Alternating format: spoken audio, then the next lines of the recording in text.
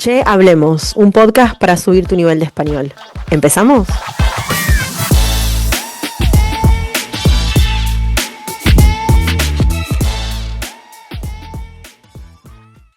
Buenas a todos, ¿cómo andan hoy? Por acá, Camila, desde Buenos Aires, Argentina, con un nuevo podcast. Una vez más encontrándonos desde este lado de los micrófonos y las pantallas para acompañarlos en el aprendizaje del español. Soy Camila, soy de Buenos Aires, Argentina, y como siempre les digo, para mí es un enorme placer pensar en cuál es el siguiente podcast para traerles a ustedes, para sentarme a redactar, a escribir, a pensar, a unir las ideas y bueno, a presentárselas y compartirlas. Hoy estoy con ganas de volver a los podcasts de viajes. Hace mucho no publico un podcast relacionado con los viajes. Para los que me conocen y para los que no, soy una viajera empedernida, como me gusta decir a mí. Quiere decir que me encanta viajar, que viajo todo lo que puedo, que todo me gusta. Me gustan las ciudades grandes, me gustan los pueblos en la montaña, me gusta hacer senderismo, me encanta tirarme en el mar para bucear, me encanta intentar deportes nuevos como el surf o el snowboard. Me encanta moverme por todos lados. Toda propuesta que esté relacionada con un viaje me interesa, me gusta, me atrae, me seduce y la quiero probar. Así que tengo dentro de mi canal de podcast esta sección que se llama Hablemos de viajes. Hace mucho que no publicaba. Cuando empecé con el podcast, esta fue mi sección, digamos, predilecta. Fue la sección en la que más tenía información para compartir y creo que grabé, no sé, 20 podcasts en los primeros 2 o 3 meses de esta sección. Después me fui abocando a otras secciones y esta la dejé un poquito más por detrás, pero cada tanto vuelvo porque estoy de viaje de nuevo y tengo experiencias con respecto a eso y se me cruzan nuevas ideas y bueno, me gusta ponerles un micrófono y compartirlas con ustedes. Sé que muchos de ustedes que me están escuchando del otro lado también son viajeros, también les gusta viajar. Así que bienvenidos viajeros, bienvenidos estudiantes de español. Hoy voy a arrancar este podcast. No les voy a decir de qué se trata. Voy a arrancar con una experiencia personal que literalmente es de la semana pasada, mientras estaba viajando, en este caso por Sri Lanka, un país en Asia. Espectacular, se los recomiendo. Pero no voy a darles acá un tour de Sri Lanka. Me voy a enfocar en una experiencia en particular que tuve en un intercambio, ni positivo ni negativo. No pasó nada espectacular ni nada horrible, pero fue una situación que me molestó de una manera particular y me dejó pensando. Y mientras estaba en un bus, pensaba en esto que había pasado y decidí que lo quería compartir en un podcast, porque entendí qué era lo que me había molestado y entendí con qué se conectaba, con cuáles de mis pensamientos, mis vivencias, mis creencias, se conectaba esto y me pareció que era un tema interesante para el podcast. Pensé, acá hay tela para cortar. ¿Qué quiere decir esto, no? Que hay información, hay material de sobra para charlar. Bien, voy a empezar con la anécdota, con la historia. Entonces, estaba, como les decía, en Sri Lanka, en una guest house. Para los que me están escuchando y no tienen ni idea lo que es una guest house, es como una casa de familia, o sea, es una familia local que dentro de su casa tiene una habitación o a veces tienen como que una construcción conectada con su casa que está diseñada para recibir invitados. Entonces funciona como si fuese un hotel, pero mucho más cálido, porque estos lugares son pequeños, no tienen mucho más de, no sé, 3 o 4 habitaciones, tenés contacto directo con la familia, generalmente ellos te preparan el desayuno, se quedan charlando, hablando con vos, como que compartís momentos y espacios con las personas locales. Generalmente son opciones también más baratas que un hotel, por ejemplo, no son opciones lujosas para nada, pero generalmente, por lo menos en mi experiencia, tienen todo lo necesario, ¿sí? Y están buenas para el intercambio con personas locales. Entonces, estaba en esta guest house en Sri Lanka, en una zona súper verde, súper linda, medio como en el medio de la selva, rodeada de árboles y plantas, estaba súper bueno. Le decía a una amiga que mis roommates eran los monos, que mientras yo desayunaba pensaba que me iban a robar las bananas que tenía en el desayuno en cualquier momento. Pero bueno, era un lugar súper bonito. La familia que dirigía esta guest house eran súper cálidos, súper sonrientes, súper atentos a si necesitabas algo, si te faltaba algo, si todo estaba bien, y como listos para darte un consejo, como querés hacer esta excursión, bueno, esta es la mejor manera, o si necesitas ir hasta este lugar, te puedo llevar. O si querés comer en algún restaurante, te puedo recomendar el restaurante de mi amigo, como gente súper dispuesta a ayudar y compartir. Bueno, nada, la pasé súper bien y llegó el día que, bueno, me tenía que ir y yo iba de una ciudad a la otra y yo había buscado en internet que se conectaban estas dos ciudades en un bus que más o menos iba a tomar 2 horas o 2 horas y media. Yo había visto esta información en internet, pero en Sri Lanka la información de los buses en internet no es tan buena, no es tan específica, como que no dice exactamente dónde paran o en qué horario. A veces es un poco como que está incompleta en internet, entonces siempre es mejor preguntarle a la gente local. Entonces yo le pregunté a los dueños de la guest house dónde paraba el bus y si tenía horarios específicos o si simplemente tenía que ir a esperarlo y subirme, ¿no? Entonces, como que ellos me miraron un poco sorprendidos y me dijeron, pero mejor te llamamos un taxi privado y te viene a buscar con aire acondicionado, hace calor, te busca acá en la puerta y te llevan a la puerta del próximo lugar al que vas, a donde quieras ir. Entonces yo le dije que no, que prefería el bus, que era más barato y que aparte yo tenía tiempo, o sea que si el bus tardaba un poco más que el taxi, no pasaba nada. Y que yo había mirado la ruta y que el bus iba directo a la ciudad, no es que se desviaba mucho, o sea que podía tardar un poco más, pero no iba a tardar 5 horas más. Entonces el hombre dijo que sí, claro, que como yo prefiriera, me explicó cómo llegar al autobús y ahí quedó la conversación, ¿no? Pero yo sentí un poco, y esto fue lo que me molestó, que había como una pregunta implícita, ¿no? Y con implícita quiero decir que el hombre nunca me preguntó esto a mí, pero a mí me dio la sensación de que había una pregunta como en el fondo de esta situación que decía algo como si tenés dinero suficiente para volar hasta la otra punta del mundo, ¿por qué no gastarías $40 en un traslado privado?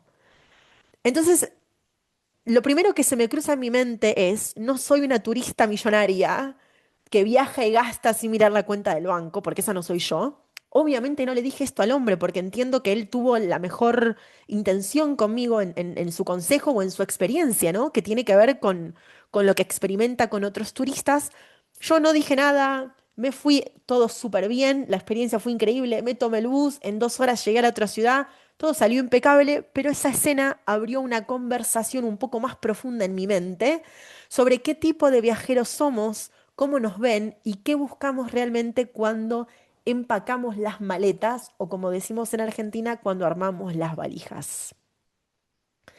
Entonces acá voy a entrar un poco en el análisis de los tipos de viajeros, ¿no? Em, Hay algo fascinante en cómo se fue construyendo la industria del turismo. Pareciera un poco que solo existe una manera legítima de viajar si venís de cierto lado del mundo, digámoslo, digamos del lado por ahí un poco occidental, ¿no? Que es la manera cómoda, el turismo clásico. Y yo, Camila, viajo de una manera completamente diferente. No viajo, no tengo un estilo backpacker definido, o sea, no voy con mi mochila y duermo en un camping, por ejemplo, no estoy en ese nivel de viaje, pero tampoco estoy en el nivel de viaje de all inclusive. Estoy como en una zona intermedia. Ahorro en el hospedaje porque viajo mucho y por tiempo largo, pero dentro de mi ahorro en el hospedaje quiero una cama, quiero un baño con agua caliente, un lugar con internet para hacer cosas de trabajo. Pero, por ejemplo, prefiero una guest house para tener contacto con la gente local o un hostel para conocer otros viajeros, intercambiar historias y compartir la experiencia en lugar de un hotel frío, impersonal, que se ve igual en cualquier parte del mundo en la que estás y que no te ofrece nada conectado con el lugar en el que estás ni con la gente. Me gusta tomarme el bus local, aunque es verdad que a veces tarda mucho y eso me impacienta y ya no me gusta tanto, pero es verdad que es más barato y que también en parte ese bus forma forma parte de la estructura de la comunidad local. La gente conversa, hay otro idioma, hay una música por ahí que tiene que ver con la música del lugar. Te sentás al lado de un turista, pero también te sentás al lado de una persona local que viene del trabajo o que está viajando a la ciudad vecina para visitar a la hermana, por ejemplo. Y me parece que ese espacio que a veces es un poco incómodo y definitivamente es ruidoso, es una manera de vivir el lugar. Y no solo mirar el paisaje a través de la ventana, sino también, aparte, digamos, de mirar el paisaje a través de la ventana, como sentir cosas de ese paisaje y de la comunidad del lado de adentro de la ventana. Pero claro, también hay que entender y ver la otra cara de la moneda, ¿no? Si uno vive en un país, si hay personas que viven en un país donde el salario promedio es muy bajo, y lo digo como una persona que viene de Argentina también, y, y esta gente ve turistas llegar con cámaras de fotos que valen tal vez lo que vale el salario de todo el año, es lógico que se asuma o que se dé por sentado que es obvio que esta gente tiene dinero, ¿no? Y que por qué se va a tomar el bus que sale $3 y si se puede pagar tranquilamente el taxi privado que sale 40. Entonces acá chocan las realidades, ¿no? La búsqueda de comodidad, confort y el turismo clásico versus la búsqueda de experiencia y de inmersión en otra cultura y lo que recibe la cultura que está del otro lado, donde llegamos los turistas buscando estos dos tipos de experiencias diferentes. Y con esto voy a entrar, digamos, en la parte 3 del podcast, donde me gustaría como hablar un poco de el turismo clásico y por ahí un poco el turismo viajero, porque yo no siento que soy turista, siento que soy viajera y pienso que hay una diferencia muy grande entre ser turista y ser viajera. Antes de entrar en este bloque número 3, quiero ser clarísima con esto. No estoy acá para emitir juicios de valor sobre ningún tipo de viaje, porque mi manera de viajar tampoco es perfecta. No existe una manera perfecta de viajar. Tiene que ver con lo que nos gusta, con lo que buscamos, con lo que necesitamos. ¿Ok? Entonces, mi objetivo en este bloque número 3 del podcast es más bien hacer una descripción. De hecho, usé internet para encontrar palabras como adecuadas y objetivas para describir, digamos, estas dos nociones del turismo clásico y el turismo más de viajero, ¿no? Que es lo que yo siento que hago. Entonces, ¿cómo definimos el turismo clásico? Es la burbuja del confort, ¿no? Como la logística sin fricción. El turismo clásico se define por la eliminación de cualquier esfuerzo o imprevisto. Es un viaje empaquetado, en transporte privado. Te buscan al aeropuerto, te llevan al hotel, que es estandarizado, que en el 90% de los casos hablan tu idioma o tienen algún un traductor para tu idioma. Y digamos, la meta principal es que el viajero, el turista, no experimente incomodidad, ni física ni mental. El destino es una escenografía, ¿no? El país que se visita no está, es como que no está vivo, ¿no? Con las dinámicas reales, sino que es como un decorado, es como un cuadro en la pared.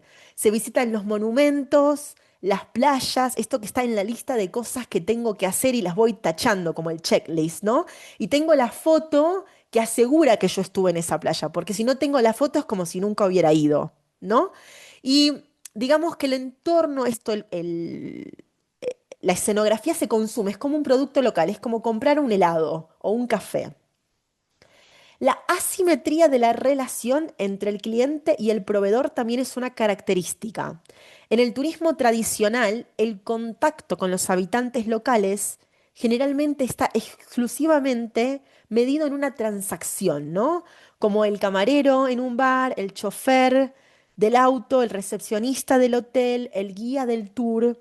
Pero no hay un espacio donde hablamos de igual a igual, sino es más bien como el turista llega, hace preguntas, o pide la comida, o pide la cuenta, existe esta transacción comercial y se retira, ¿no? Como si no hubiera una conversación entre pares, como si no fuésemos iguales, pero no porque uno es superior y el otro es inferior, sino porque estamos como cumpliendo roles diferentes todo el tiempo y como si no hubiera lugar para una conversación un poco más de uno a uno, ¿no?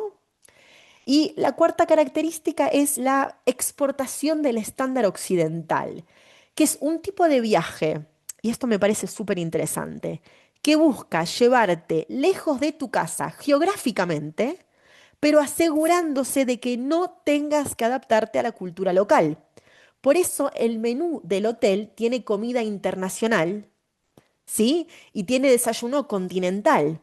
Tiene aire acondicionado a la misma temperatura que en casa y las mismas marcas de bebida que tomamos en casa. ¿Sí? Entonces el viaje se vuelve un poco una extensión de mi casa, de mi burbuja cotidiana, pero en otro lugar geográfico. Y yo por la ventana puedo ver las palmeras en vez de ver los edificios. Pero en realidad, si me fijo en lo que yo hago, o lo que como, o lo que tomo, no hay tanta diferencia como mi día a día en casa. Esto es lo que definiríamos como turismo clásico o tradicional. Que de nuevo, no estamos acá para juzgar, estamos acá para definir, para clasificar, para tratar de entender, para describir. Vamos a ver un poquito qué pasa con el tipo de viaje un poquito más parecido al viaje que hago yo, que para mí es como una especie de backpacker más moderno o backpacker con un presupuesto un poquito más holgado, más cómodo, ¿no? Un viajero en busca de experiencias, ¿no? Para mí, yo no me considero turista, aunque por supuesto soy turista en cada país que voy y no nací, pero siento que la palabra viajera o viajero me define de una manera diferente. Em, ¿Por qué? Vamos a tratar de nuevo, usé internet para encontrar las palabras más adecuadas o más objetivas para definir este otro tipo de viajero. Este viajero busca autonomía, ¿sí? Y prioriza la libertad de decisión, ¿sí? En lugar de pagar por un paquete cerrado donde todo está decidido, el horario, el tour, cómo va a ser exactamente qué momento, este tipo de viajero prefiere ahorrar en transporte y en hospedaje, eligiendo igual lugares, por supuesto, que cumplen los estándares de higiene y que son cómodos y lindos también, pero que no son lujosos y no son exactamente iguales que en casa. ¿Sí? Pero lo que prioriza tal vez es viajar más tiempo para gastar ese dinero en lugar de en el hotel 5 estrellas en poder tener otro tipo de experiencias o viajar durante un periodo de tiempo más largo, ¿no? Porque si yo pago un hotel $100 la noche y probablemente solo puedo viajar una semana. Pero si yo pagaría 50, puedo viajar 2 semanas. Y si pago 25, y puedo viajar 3 o un mes capaz. Entonces, ahí en este como ahorrar en esto me permite tener más dinero para gastarlo en la otra cosa, ¿no? Curiosidad e interacción por sobre la comodidad. La meta principal no es la desconexión total, el lujo, la comodidad y el que otras personas me sirvan, sino el contacto humano y el aprendizaje. Se busca como entender el destino a través de la gente, a través de sus rutinas, del transporte público, probando algo de la comida local, pero en restaurantes locales del barrio, no en cadenas súper caras y súper grandes. Conversando con el dueño de una guest house, y tratando de adaptarse al lugar en vez de esperar que el lugar se adapte a uno mismo. Flexibilidad y tolerancia a la fricción. El turismo de inmersión acepta que los imprevistos son parte del camino, que a veces nos toca improvisar, que a veces el autobús se retrasa y que vamos a llegar 1 hora o 2 horas más tarde y que eso se va a convertir en una anécdota divertida para contarle a las personas en casa cuando volvamos del viaje. Porque ahí están las cosas que aprendemos y ahí está la posibilidad de ser flexibles y adaptarnos. Y la última característica es el consumo local y directo, tratando de ayudar a la economía local, ¿no? A diferencia del turismo masivo, donde la mayor parte del dinero queda en grandes cadenas hoteleras internacionales o agencias de turismo que incluso no son locales de este país, sino que son del país de donde el turista viene. En lugar de gastar dinero en eso, tratamos de gastar dinero en esto, en una guest house, en el bus local o en un restaurante también, lindo, pero local, que lo dirige una familia y que el dinero se queda en el país que estás visitando. Entonces, estas son dos maneras muy, muy diferentes de viajar. De nuevo, no hay una que sea mejor que la otra.